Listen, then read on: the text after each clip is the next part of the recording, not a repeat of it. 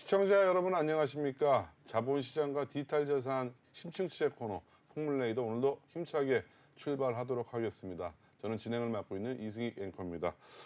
자, 안녕하세요. 우리 민티드 신용평가 회사 대표죠. 김영석 전문위원 자리 나오셨습니다. 안녕하세요. 네, 안녕하세요. 올해 디지털 거래소가 지금 5개로 이제 압축이 되면서 예. 빅5라고 불리잖아요. 이제 2022년도도 이제 거의 마감이 되는데 디지털 자산 거래소 현황이 어떻죠? 일단은 뭐 이야기 좀 들어가기 전에 네. 앵커님, 지금 요즘 저를 너무 좀 많이 안 불러주신 거 아닙니까? 요즘 워낙 많은 이제 저희 방송국의 예. 심층 취재 코너 폭물레이더에 많은 소재들이 올라오다 보니까 예. 아무래도 디지털 자산 쪽이 상당히 많이 좀 소홀하지 않았나 그런 좀 예. 죄책감이 드네요. 앵커님과 저 사이의 이 대화에 있어서도 거래량이라는 게 상당히 좀 중요하다라고 생각을 하거든요. 거래량. 예. 예를 들면 어떤 거죠? 일단 뭐 대화가 좀 많이 되고 대화의 거래량, 예. 소통의 거래량. 예, 마땅히 그래야 된다라고 생각을 하는데 정확한 지적이에요. 예, 예. 오늘도 제가 말씀드리고 싶은 부분이 바로 이 부분입니다. 일단 또 말씀해 주신 이 거래소가 5개로 크게 좁혀졌죠. 특히 2022년 닥사의 출범으로 인해서 사실상 5개 거래소가 그나마 좀 유의미한 거래소 영업을 하고 있다라고 알려져 있고요. 크게 업비트, 빗썸, 코인원, 코빗, 고팍스 이 5개 거래소로 지금 크게 좁혀진 상황입니다. 네, 우리 자료 화면을 보면 5개 거래소라고 하지만 예, 1위와 2위의 차이가 초격차가 발생이 되고 네, 사실상 3위부터는 큰 의미가 없어 보일 정도로 그 거래량이 상당히 점유율이 미약한데 예. 저 정도 수치만 보면 사실상 뭐 그래도 3대 거래소라고 표현하는 게 이제 맞아 보이네요. 5대 거래소라고 하기에는 너무 좀 수치 점유율이 미약하죠. 그렇죠. 유의미한 어떤 거래량이라든지 점유율이 나타나지 않고 있고 특히 지금 뭐 자료화면상에서는 거래소 점유율이라고 나와 있지만 네. 이 단순한 거래량을 따지고 들어갔을 때는 당장의 업비트와 빗썸만 하더라도 이게 10배 차이거든요. 그렇죠. 그렇기 때문에 나머지 거래소는 사실상 크게 의미가 없다. 네. 하지만 거래소의 네임밸류라든지 이런 전반적인 사항을 좀 살펴봤을 때는 그래도 아직 빅3까지는 코인원까지 쳐준다라고 네. 생각을 할 수 있겠습니다. 자, 그렇다면 오늘의 우리 주제가 코인원인데 예, 자, 코인원 같은 경우 경고한 3위 자리를 지킨다, 이제 2위인 빗썸까지 넘본다, 그런 이제 기사 내용들도 많이 접할 수가 있는데 예. 어떤가요? 코인원의 포지셔닝을 디지털 자산 거래소의 입장에서 보면? 사실은 지금 상황에서 저 3위 자리가 견고한다. 네. 견고한 3위다라고 이야기를 한들 그렇게 큰 의미가 있을까요? 네. 별로 없다라고 생각을 하고 있지만 그래도 나머지 비단 코인원이 잘하기 때문만은 아니라 4위, 5위 이 코빗 고팍스 거래소가 크게 어떤 퍼포먼스를 보여주지 못하고 있으면서 사실상 견고한 3위까지는 좀 지켜냈다라는 평가를 받고 있고요. 네. 다만 이 코인원 같은 경우에도 최근 들어서는 거래량이 좀 심각하게 나오지 않는 문제 그리고 거래소 운영상의 문제뿐만 아니라 최근 들어서는 이 닥사 관련해서도 좀 많은 말들이 나오게 되면서 이 네. 논란들이 좀 불거지게 된 그런 상황입니다. 네, 그렇다면 올해 들어서 코인원, 물론 크립토 빙하기라고도 할 수가 있을 정도로 예. 우리 디지털 자산 거래소들이 상당히 많은 영업이익이 저조해졌는데 특히 코인원이 더 저조했던 특별한 이유가 있나요? 사실 또 말씀해 주신 대로 이 업비트나 빗썸 같은 경우에도 올해 들어서 크게 돈을 많이 벌었다라는 이야기는 좀 못 듣고 있어요. 네. 어디까지나 작년 그리고 네. 재작년에 비해서. 네. 하지만 이 코인원 같은 경우에는 이 2대 주주인 컴투스 홀딩스의 반기 보고서에 따르면 이 코인원 같은 경우에는 올해 상반기에 224억 원의 매출액을 달성을 했고요. 네. 이 중에서 단기 순이익은 149억 네. 원이었습니다. 그럼 이렇게만 놓고 봤을 때는 그래도 몇백억은 벌었네라고 이야기를 할 수가 있겠지만 네. 작년 같은 경우에 코인원이 매출액이 1,735억 원 그리고 그 중에서 영업 비용이 540억 원 정도였고요. 여기에 따라서 단기 순이익 자체가 약 700억 원 정도로 올해 들어서 좀 많이 급감을 했죠. 네. 사실상 돈을 못 벌었다라고 이야기를 하는 게 좀 맞지 않을까 싶습니다. 수치를 계산해 보니까 전년 대비 약 8분의 1 토막이라고 봐야 되는 거죠. 일단 지난해 코인원 매출액이 1,735억이고 상반기 매출액이 224억이면 약 온기로 추정을 하면 약 500억 정도 매출했다고 가정이 되고요. 예. 그중에서 비교를 하면 3분의 1 토막 정도 났다. 그렇게 우리가 분석을 하면 맞는 표현이 아닐까 근데 싶은데. 또 그 중에서도 올해 하반기가 또 시장이 너무 안 좋았거든요. 그렇죠. 그렇기 때문에 온기로 평가를 한다 하더라도 500억이 결코 나오지 못할 것이다. 네. 그 다음에 이제 또 설명을 드리겠지만 하반기 같은 경우에 매출이 정말 좀 심각하게 안 나오다 보니까 이 코인원이라는 거래소가 도대체 어떻게 또 운영을 해 나갈 수 있을 것이냐에 대해서도 좀 굉장히 말이 많이 나오고 있습니다. 네. 또 그런 과정에서 방금 말씀하신 것처럼 3분기 실적은 오히려 또 마이너스 수치까지 기록을 했다고 하는데 예. 어느 정도인가요, 이게? 일단은 이 코인원의 2대 주주인 컴투스홀딩스가 지분법 실적으로 반영된 올해 3분기 영업 실적을 발표를 했는데 이게 마이너스 32억 원이 나왔습니다. 네. 이게 대형 거래소라고 한다라면 그 거래소 이용하는 투자자들이 좀 기함할 노릇이거든요. 네. 이게 그렇기 때문에 보수적인 지분법 반영 그리고 가상자산 침체에 따른 사항이라고 아무리 좀 반영을 한다 하더라도 이 마이너스 32억 원은 너무 심하지 않았느냐. 네. 그럼 여기에서 또 우리가 할 수 있는 이야기가 얼마 전에 이 루나 사태 또 벌어지면서 한번 우리가 또 다룬 적이 있지 않습니까? 그렇죠. 폭물레이더에서. 네. 여기에서 다른 거래소 같은 경우에는 이 루나 코인을 거래하면서 얻은 수수료, 이 수수료를 어디에 썼느냐라고 네. 이야기가 나왔었는데 네. 그때 당시에도 우리가 했던 얘기가 있어요. 코인원만이 이걸 환원하지 않고 자체 시스템 개발하는데 쓰겠다라고 발표를 했다라는 네. 것. 근데 지금 와서 보면 왜 그랬는지 좀 알만하지 않습니까? 그러네요. 예. 자, 이렇게 되면 앞으로 그 내년도 사업 전망과 예측이 참 쉽지 않을 것 같아요. 코인원 입장에서는. 그렇죠. 네. 어떤가요? 내년도 같은 경우에도 아무리 지금 과세안이 좀 유예가 되었고 또 내년 하반기 정도에는 시장 상황이 좀 더 나아질 거다라는 전망이 나오고 있지만 그건 어디까지나 이 빗썸과 업비트에 좀 국한된 이야기가 아닌가라는 그런 평가가 이어지고 있습니다.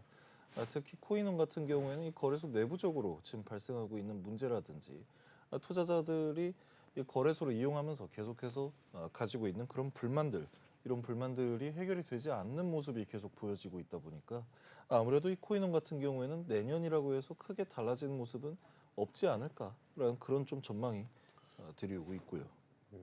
저희 자체 그 MBN TV 조사 결과 코인원에 상장된 코인들 중에서 예. 하루에 거래량이 아예 제로인 코인들이 상당히 많이 지금 있는 걸로 집계가 되고 있는데 예. 어느 정도인가요? 코인원의 거래량 재단들 보면. 일단은 지금 코인원의 자료 화면에 나와 있으니까 보시면 아시겠지만 지금 네. 저게 캡처가 저 정도밖에 안 돼서 딱 저것만 나온 겁니다. 네. 근데 뒤에 더 있다. 예. 네. 지금 거래량이 제로라는 네. 건 저 정도로 거래량이 뭐 미미하게 작다 수준이 아니라 네. 지금 코인원에서 차용하고 있는 저 시스템 자체가 저게 뭐 몇 천 단위, 몇 네. 만 단위 이게 아니라 저게 그냥 원 단위거든요. 네. 원 단위로 했을 때 0원이다 하면 거래 자체가 없다라는 겁니다. 24시간 동안. 네. 근데 저런 것만 해도 오늘은 40개 그리고 네. 더 좀 넓혀서 하루에 100만 원도 거래량이 나오지 않는다라고 한다면 좀 심각한 문제이지 않습니까? 왜 상장돼 있는지 존재 이유를 모르겠네. 그렇죠. 저런 게 사실은 굉장히 심각한 문제인데 코인은 내부에서도 저 지금 거래량 안 나오는 코인들이 꽤 문제다라고 생각을 하고 있을 겁니다. 특히 네. 지금 거래량이 100만 원도 나오지 않는 코인이 약 100여 개 정도 네. 또 거래가 되고 있거든요. 거래소 입장에서도 돈이 안 되겠어요? 거래가 저렇게 한다면? 돈이 안 된다에서 끝날 문제라면 차라리 다행입니다. 네. 근데 이 거래량이 없는 코인들이 문제를 일으키게 될 경우에는 네. 이건 결국에는 거래소의 책임도 분명히 있다라고 판단이 되는 문제거든요. 네. 그렇기 때문에 이 거래량이 전혀 나오지 않는 코인들을 앞으로 어떻게 처리를 할 것인가가 좀 귀추가 주목되는 그런 상황이라고 할 수가 있겠습니다. 그 최근 들어서 위믹스 코인이 그 업비트를 중심으로 해서 5대 거래소에서 퇴출이 되면서 예. 유통량 문제에 대한 지적도 상당히 크게 제기가 됐는데 네. 유통량 문제만큼 또 중요한 부분이 거래량 문제거든요. 그렇죠. 이런 거래량에 대해서도 사실 이러한 잣대로 위믹스의 잣대로 보면 상당히 좀 엄격한 잣대를 좀 거래소들이 형평성 있게 맞춰야 되는 거 아니에요?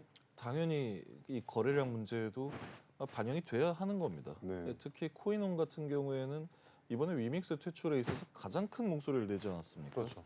근데 어떻게 보면은 이것 자체도 사실 틀린 말은 아니었다라고 이야기를 할 수는 있어요. 네. 왜 유통량의 문제 또한 이 투자자의 신뢰 네. 그리고 거래소가 마땅히 얻어가야 할 그 신뢰성의 문제에 있어서 중대하게 위반이 될 수 있는 상황이기 때문에 네. 이 유통량이라는 것 자체를 이 상장 혹은 상장 폐지 가이드라인에 넣었다라는 네. 건 지극히 맞는 말일 수도 있습니다. 네. 근데 이 가이드라인에는 유통량만 있는 게 아니거든요. 네. 특히 이 거래량, 특히 이, 유동성 공급이라든지 이 투자자를 보호하기 위해서의 최소한의 거래량은 이 코인이 나타내줘야 된다라는 항목들이 분명히 이 가이드라인에도 있을 겁니다. 근데 이 문제는 사실 가이드라인까지 안 봐도 돼요. 코인원에서 2020년도 7월 달에 하루에만 무더기로 코인을 4개를 상장 폐지시킨 적이 있었습니다. 네. 이때 유의 종목 지정 사유가 최소한의 거래량 미달이었거든요. 자체적으로 그런 가이드라인이 있었다라는 거예요. 네. 근데 이제 와서 위믹스 퇴출할 때는 그렇게 큰 목소리를 내놓고 정작 코인원에 상장되어 있는 약 100여 배의 코인은 100만 원도 거래량이 나오지 않는다라는 네. 건 분명히 큰 문제라는 거죠. 좀 심각하네요. 예. 자, 이렇게 거래량이 적은 코인들 가장 큰 문제점이 뭘까요? 일단 이 거래량이 적다라는 거는 쉽게 얘기해서 사람들이 많이 쳐다보지 않는 코인이다라는 네. 겁니다. 네. 그럼 당연히 호가창을 봤을 때에도 이 호가 간의 간격이 굉장히 크겠죠. 그렇죠. 예를 들어서 팔 때는 터무니없이 싼 가격에 팔아야 되고 네. 살 때는 뭐 표준 시세 혹은 너무 터무니없는 가격에 비싸게 사야 되고 이런 문제들이 있습니다. 이걸 거꾸로 얘기하면요. 세력들이 장난치기가 제일 좋은 코인이 된다라는 아, 거예요. 왜 그런 거죠? 제가 예를 들어서 한번 설명을 해보겠습니다. 지금 코인이 거래량이 제로예요. 네. 근데 내가 여기에서 한 코인은 잘라서도 살 수가 있으니까 5천 원, 만 원만 들여가지고 네. 코인을 하나 사요. 네. 근데 이게 만약에 호가 간격이 50% 이상이다라고 한다면 내가 샀을 때 바로 50%가 상승이 돼버리는 거거든요. 네. 그럼 지금 투자자들의 어떤 투자 방식을 보면은 가장 좀 주목을 많이 하는 게 오늘 어떤 코인이 제일 많이 올랐지? 네. 라는 걸 찍어보게 됩니다. 네. 그 옆에 그 거래량 기준, 24시간 거래량 기준으로 봤을 때 이 코인은 뭔데 오늘 50%나 올랐네 네. 하고 그 코인을 살 수도 있다라는 거예요. 네.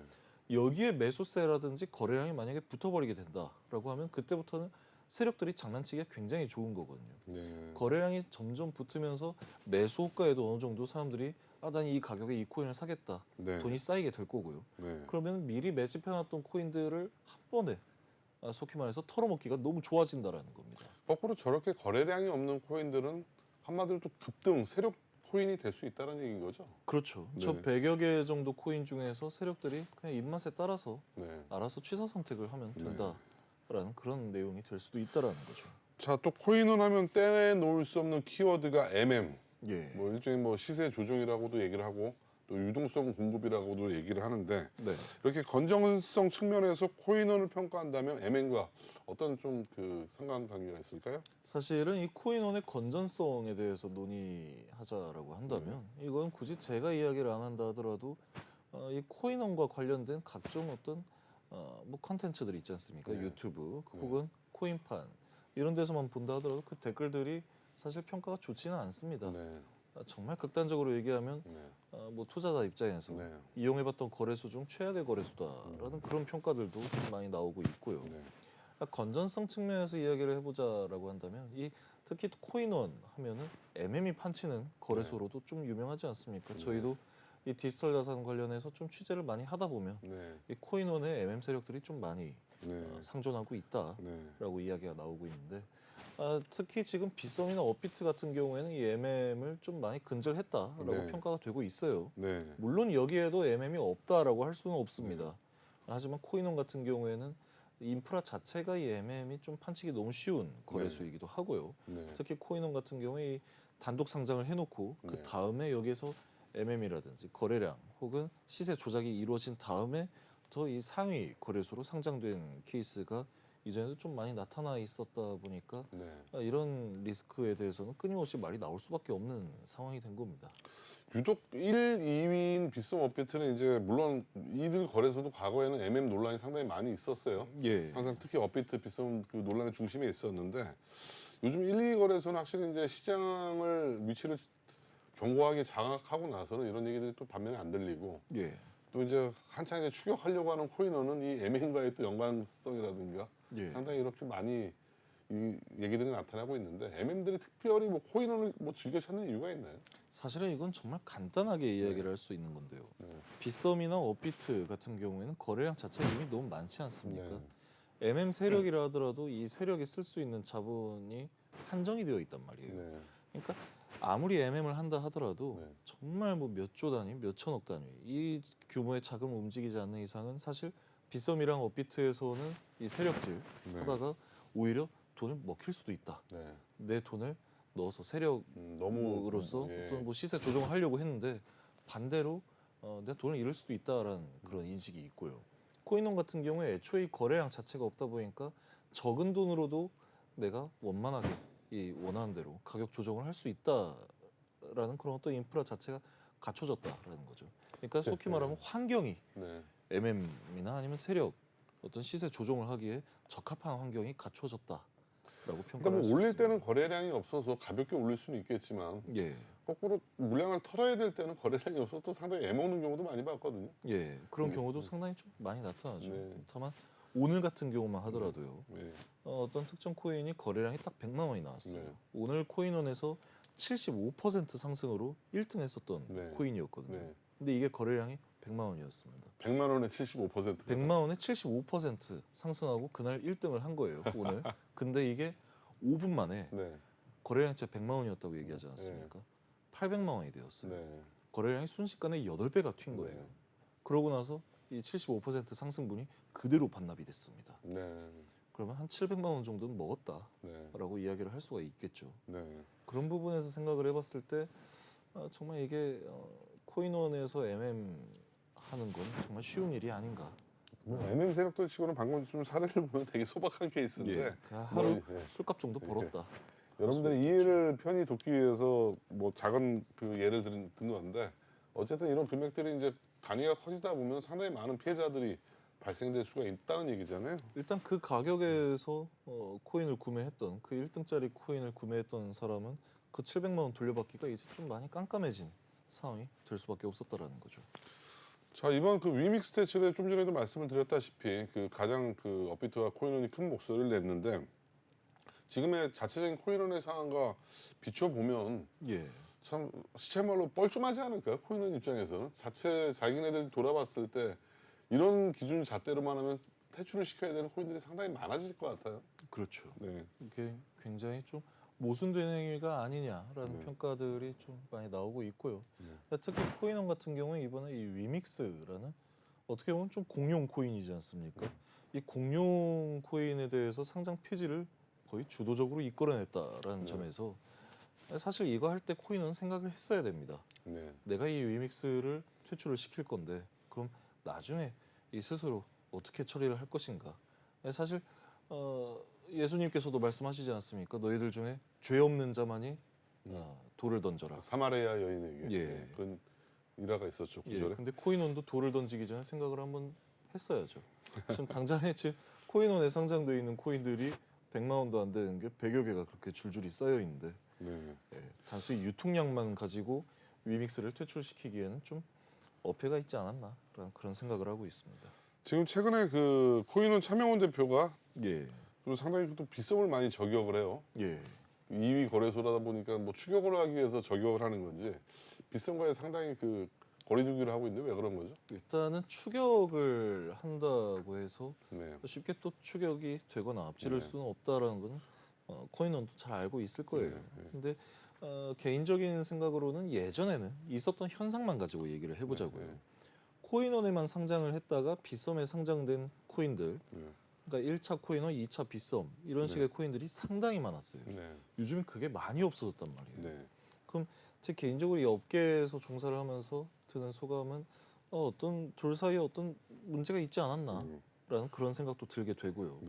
네, 특히 차명훈 대표가 이번에 저격을 하면서 올렸던 글이 코인원 플러스 서비스에 대해서 네, 빗썸에서 빗썸 플러스라고 이름을 베꼈다라고 네. 공개적으로 저격을 한 거죠. 차명훈 대표 입장에서는 계속 좀 존재감을 나타내기 위한 일종의 전략인가요? 그렇다라고밖에 좀 볼 수가 없는 게 아닌가. 네. 왜냐하면은 저는 차명훈 대표가 빗썸을 저격했다라고 하길래 네. 처음에는 이 건전성이라든지 이 네. 거래소 운영 아니면 이 블록체인이란 무엇인가 이런 걸 가지고 저격을 한 줄 알았어요. 네. 알고 보니까 코인원 플러스 운영을 하고 있었는데 빗썸에서 왜 빗썸 플러스를 운영을 하고 있어요? 라는 이런 저격이었단 말이에요. 네. 그러면은 차명훈 대표는 앞으로 디즈니 플러스에 대해서는 어떻게 이야기를 할 것인가 등에서도 좀 생각을 네. 해봐야 되는 게 아닌가. 단순히 이름만 갖다 베꼈었다.